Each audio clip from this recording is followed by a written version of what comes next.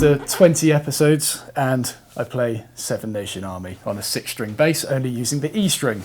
How terrible. But yeah, the bass works, which kind of defied all expectations after snapping the truss rod in there. Luckily, we've got a good amount of... Oh, yeah, I haven't trimmed down the strings on the top yet either. We're kind of just... It looks like a messy spider web up there. Yeah, it all works really well. Got no rattle on any of the strings whatsoever. The action is relatively low. I need to recut the B string on the nut up here because, as a lot of you said, I needed to get a string with an extra long scale length on there because the string kind of ended before the nut. So I fixed that now, but as a result the action is quite high, so I'm going to fix that. But overall it sounds pretty good. I'm really happy with it. Yeah, the only problem I'm having at the moment is actually recording it because it's not really my forte, I suppose. So the top 2 strings kind of just sound a bit farty.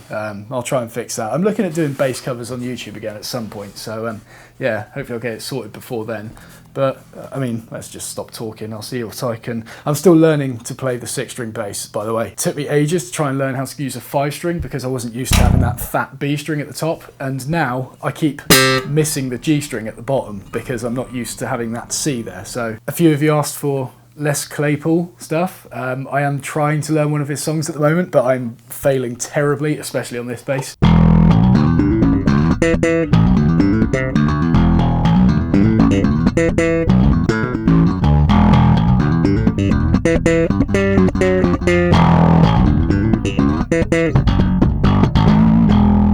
So yeah, that's kind of just demoing the 4 strings in the middle, but then the C string, could do some chorded stuff.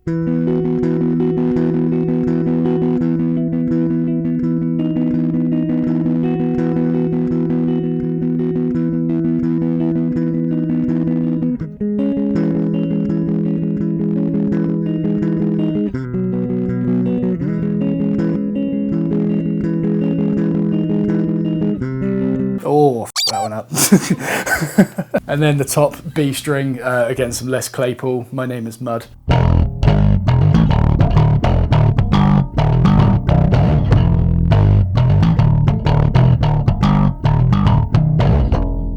Yeah, you get the idea. It sounds really good. I'm really happy with it. It's not sounding great through what I'm recording now, but when it goes through the old amp, oh, it sounds great. But yeah, what do I like about the bass? To be honest, pretty much all of it. I love the fact it's 6 strings. I'm still trying to get my head around that C string, as I say, but the fan frets have come naturally to me and they look amazing. To be honest, the main thing that I'm still gravitating to is the knobs that Joseph from Iron Ore Forge made me.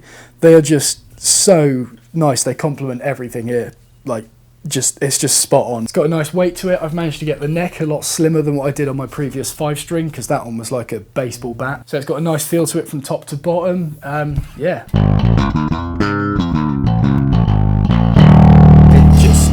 It sounds really good. I'm really happy with it. In terms of what I don't like about it, when I poured the epoxy on the top of this, one thing I forgot to do was sand the Buckeye first. So it went through the power sander just fine, so it's got some like relatively fine linear streaks in it, but I forgot to go over it with a random orbit sander after that. So if you look very closely at this, you can see scratch lines going up it, but luckily there's so much going on with this Buckeye burr that you can't really see it. So that's the main sort of niggle I have with this. The nut, I feel like I'm going to recut that again at some point because I just wanted to get it done towards the end and making noise, and I guess I kind of rushed it, but I polished it up and it looks pretty nice now.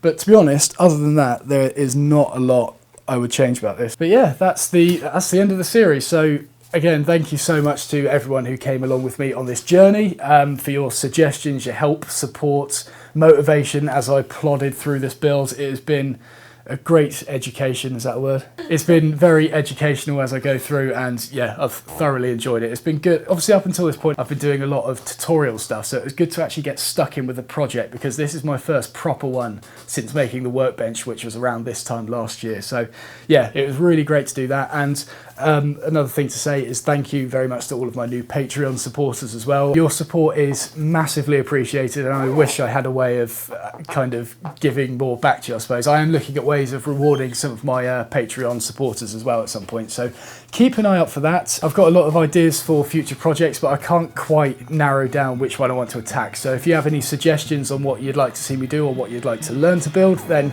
drop them in the comments below. And while you're there, don't forget to press the like button and the subscribe button if you haven't already. Yeah, I will see you next time.